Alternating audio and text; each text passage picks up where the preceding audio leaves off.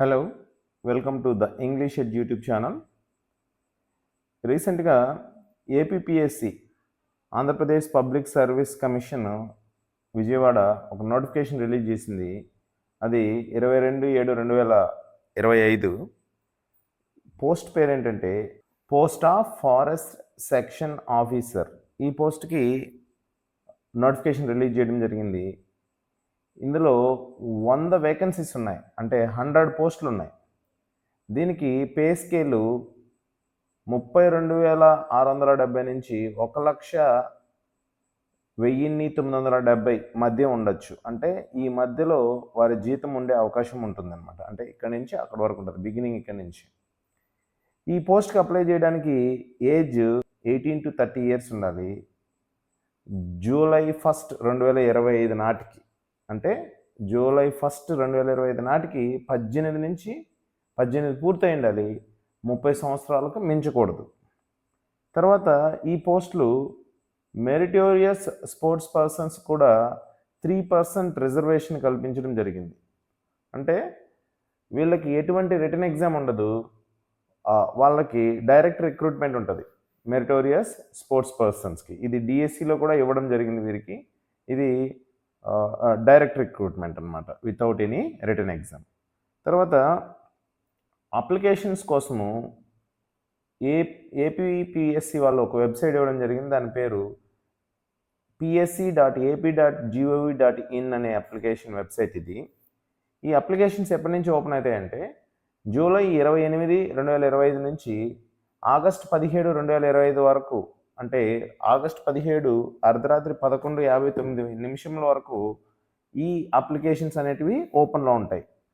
Next, ఎవరైతే ఈ వెబ్సైట్కి ఫస్ట్ టైం రిజిస్టర్ అవుతారో లేదా ఫస్ట్ టైం లాగిన్ అవుతారో వాళ్ళు ఒక ఓటీపీఆర్ని జనరేట్ చేసుకోవాల్సి ఉంటుంది. ఆల్రెడీ జనరేట్ చేసుకున్న వాళ్ళకి దాని ద్వారా లాగిన్ అయ్యి అప్లికేషన్ పూర్తి చేసుకోవచ్చు.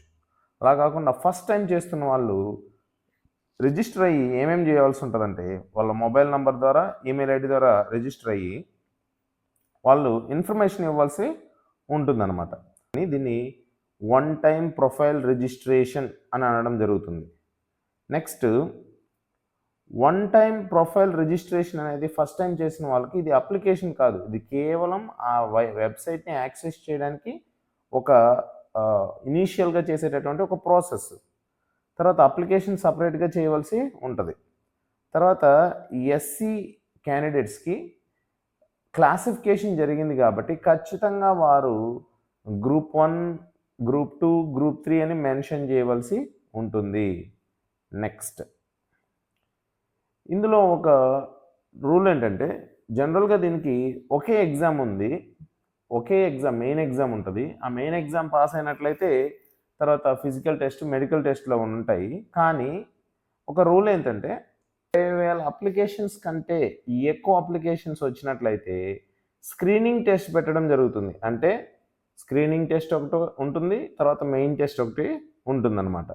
ఒకవేళ 20,000 అప్లికేషన్ కంటే తక్కువ వచ్చినట్లయితే ఓన్లీ మెయిన్ టెస్ట్ మాత్రమే ఉండే అవకాశం ఉంటుందన్నమాట.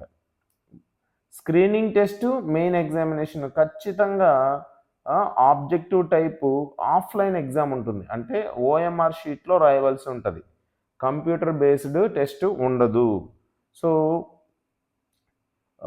Main examination, screening examination dates announcement చేయడం జరుగుతుంది. తర్వాత hall tickets both screening test, main టెస్ట్కి ఏపీపీఎస్సి వెబ్సైట్లోనే ఉంటాయి. ఈ పోస్టుల వివరాలు చూడండి. గతంలో ఉన్న పోస్టులు 30, ఫ్రెష్గా 70 ఉన్నాయి. టోటల్ 100 పోస్టులు నోటిఫికేషన్లో మెన్షన్ చేయడం జరిగింది. తర్వాత ఎలిజిబిలిటీ ఏంటంటే ఈ పోస్ట్కి క్యాండిడేట్ హెల్దీగా ఉండాలి, యాక్టివ్ హ్యాబిట్స్ని కలిగి ఉండాలి, తర్వాత ఎటువంటి నేర చరిత్ర ఉండకూడదు. అలాగే అకాడమిక్ క్వాలిఫికేషన్స్ డీటెయిల్స్ ఏంటంటే బ్యాచిలర్ డిగ్రీ ఉండాలి, అంటే డిగ్రీని కలిగి ఉండాలి. దేంట్లో కలిగి ఉండాలంటే బోటనీ కానీ, డిగ్రీలో ఫారెస్ట్రీ కానీ, హార్టికల్చర్ కానీ, జువాలజీ కానీ, physics, chemistry, mathematics, statistics, geology, agriculture తర్వాత సబ్జెక్ట్స్ కలిగి ఉండాలి. అలాగే ఇంజనీరింగ్లో బ్యాచులర్ డిగ్రీ ఇన్ ఇంజనీరింగ్లో కెమికల్ ఇంజనీరింగ్ కానీ, మెకానికల్ ఇంజనీరింగ్ కానీ, సివిల్ ఇంజనీరింగ్ కానీ కలిగి ఉండాలి. వీరికి ఈ పోస్ట్కి అప్లై చేయడానికి అర్హులు అన్నమాట.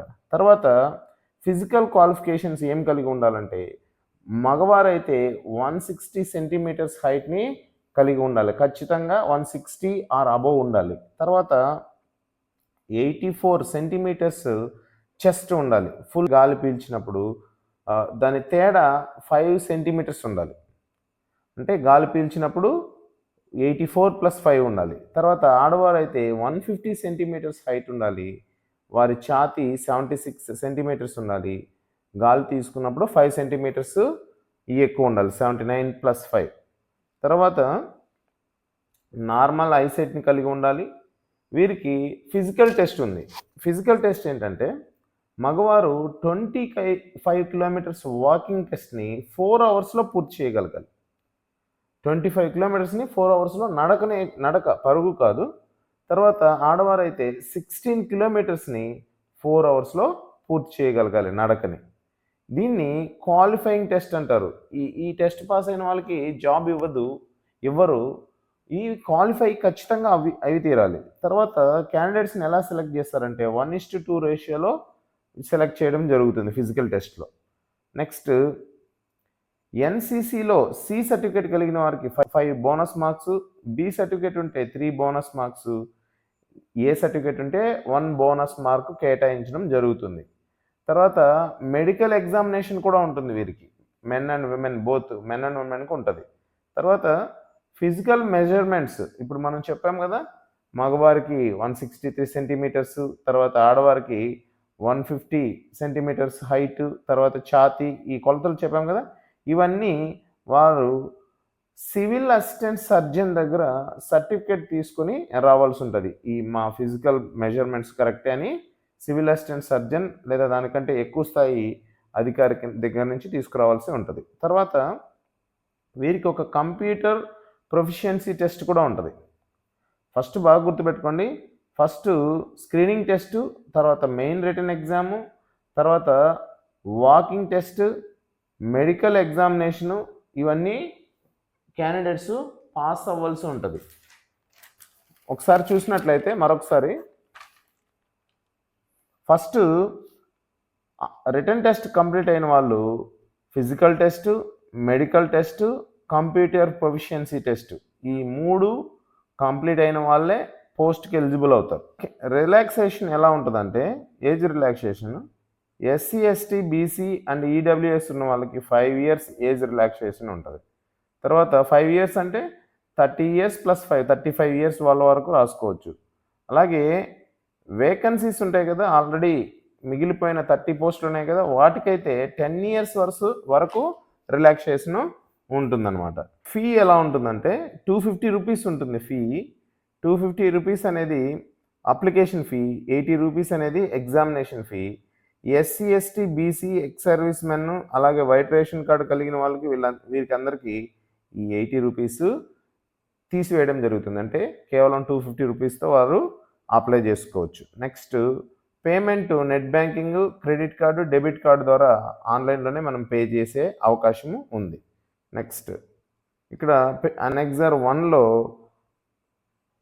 డిస్ట్రిక్ట్, అలాగే డిస్ట్రిక్ట్ వారీగా క్యాస్ట్ వైజ్ రిజర్వేషన్ చార్ట్ ఇవ్వడం జరిగింది. పేజ్ నెంబర్ 15లో మీరు చూడొచ్చు. నోటిఫికేషన్ ఓపెన్ చేసి 14 and 15లో ఇన్ఫర్మేషన్ ఉంది. అలాగే అనెక్సర్ 2లో స్క్రీనింగ్ టెస్ట్ రాసేవాళ్ళకి, scheme for screening test, general studies, mental ability and mathematics 75 marks ఉంటాయి, 75 క్వశ్చన్స్. తర్వాత జనరల్ ఫారెస్ట్రీ వచ్చి 75 క్వశ్చన్స్ ఉండడం జరుగుతుంది. 150 మార్క్స్, 150 మినిట్స్ ఎగ్జామ్ ఉంటుందన్నమాట. నెక్స్ట్ సిలబస్ ఇక్కడ ఇవ్వడం జరిగింది, పేజ్ నెంబర్ 16 and 17లో, అలాగే 18లో ఇవ్వడం జరిగింది, నోటిఫికేషన్లో ఉంది ఇది. తర్వాత మెయిన్ ఎగ్జామ్ ఏముంటుందంటే చూడండి, క్వాలిఫైయింగ్ టెస్ట్గా general English 50 marks, general Telugu 50 marks. ఇవి క్వాలిఫై అయితే చాలు. ఇవి 10th క్లాస్ స్టాండర్డ్లో ఉంటాయి. తర్వాత paper 2 general studies, mental ability ఉంటాయి. ఇది 150 మార్క్స్, 150 మినిట్స్ డ్యూరేషన్ ఉంటుంది. పేపర్ 2 మ్యాథమెటిక్స్ ఉంటుంది, ఇది కూడా ఎస్ఎస్సి స్థాయిలో ఉంటుంది, 150 క్వశ్చన్స్, 150 మినిట్స్ ఉంటుంది. పేపర్ 3 జనరల్ ఫారెస్ట్రీ, ఇది 150 మార్క్స్, 150 క్వశ్చన్స్. బాగా గుర్తుంచుకోండి, క్వాలిఫైయింగ్ ఎగ్జామ్ వేరు, స్క్రీనింగ్ టెస్ట్ వేరు. అది 20,000 అప్లికేషన్స్ రీచ్ అయితేనే స్క్రీనింగ్ టెస్ట్ ఉంటుంది. అప్లికేషన్స్ రావాలి, అప్పుడు మాత్రమే స్క్రీనింగ్ టెస్ట్ ఉంటుంది. ఇది మెయిన్ ఎగ్జామ్. దీన్ని మెయిన్ ఎగ్జామ్ అనేది స్క్రీనింగ్ టెస్ట్ ఉండొచ్చు, ఉండకపోవచ్చు. మెయిన్ ఎగ్జామ్లో ఇంగ్లీష్లోను తెలుగులోను ఖచ్చితంగా క్వాలిఫై అవ్వాలి. అవి క్వాలిఫై అవడంతో పాటు పేపర్ 1, పేపర్ 2, పేపర్ 3ని ఖచ్చితంగా మనము స్కోరింగ్ బేస్డ్, ఇవి ఎవరికైతే ఎక్కువ మార్కులు వస్తే వారికి జాబ్ రావడం జరుగుతుంది, కాబట్టి ఆ ప్రకారము ఇది ఉంటుంది. నెక్స్ట్ జనరల్ ఇంగ్లీషు, జనరల్ తెలుగుకి సిలబస్ ఇవ్వడం జరిగింది. ఇంగ్లీష్ అయితే comprehension, phrases and idioms, vocabulary and punctuation, logical rearrangement of sentences, ఇది ఇంగ్లీష్కి సంబంధించి. తెలుగు అయితే synonyms, vocabulary, grammar, Telugu to English meanings, English to Telugu meanings ఇవ్వడం జరిగింది. అలాగే జనరల్ స్టడీస్ అండ్ మెంటల్ ఎబిలిటీస్కి సంబంధించిన సిలబస్, అలాగే మ్యాథమెటిక్స్ 10th లెవెల్లో ఉన్నటువంటి సిలబస్, నెక్స్ట్ జనరల్ ఫారెస్ట్రీకి సంబంధించినటువంటి సిలబస్ డీటెయిల్స్ ఇక్కడ ఇవ్వడం జరిగింది. Next scheme and syllabus of the computer proficiency test. వీటితో పాటు కంప్యూటర్ ప్రొఫిషియన్సీ టెస్ట్ కూడా ఉంటుందని చెప్పాం కదా. సో ఇది 60 మినిట్ డ్యూరేషను, 100 మార్క్స్కి ఉంటుంది. మినిమం క్వాలిఫికేషన్ మార్క్స్ ఎస్సీ ఎస్టీలకి 30, బీసీలకి 35, ఓసీలకి 40 మార్క్స్ రావాల్సి ఉంటుంది. సో మొదటగా రిటన్ టెస్ట్లో స్క్రీనింగ్ టెస్టు, తర్వాత మెయిన్ టెస్ట్ ఉంటుంది. సో మెయిన్ రిటన్ టెస్ట్లో కూడా qualifying test, paper 1, paper 2, paper 3, ఇది కంప్లీట్ అయిపోయిన తర్వాత ఫిజికల్ టెస్ట్ ఉంటుంది. ఫిజికల్ టెస్ట్ అనేది నడకకు సంబంధించింది. తర్వాత మెడికల్ టెస్ట్ ఉంటుంది. మెడికల్ టెస్ట్ తర్వాత కంప్యూటర్ ప్రొఫిషియన్సీ టెస్ట్ ఉంటుంది. కంప్యూటర్ ప్రొఫిషియన్సీ టెస్ట్ తర్వాత మీకు అలాట్ చేయడం జరుగుతుంది. జాబ్కి సంబంధించినటువంటి అలాట్మెంట్ మీకు జరగడం జరుగుతుంది. సో ఇందులో స్క్రీనింగ్ టెస్ట్ తర్వాత కంప్యూటర్ ప్రొఫిషియన్సీ టెస్ట్ మనకు ఏమని చెప్పచ్చు అంటే వీటిని జస్ట్ క్వాలిఫై అయితే చాలు. అలాగే మెయిన్ టెస్ట్లో ఉన్నటువంటి జనరల్ ఇంగ్లీషు, జనరల్ తెలుగు కూడా క్వాలిఫైయింగ్ టెస్ట్లే. సో ఇది పరీక్షా విధానము. All the best for your exams.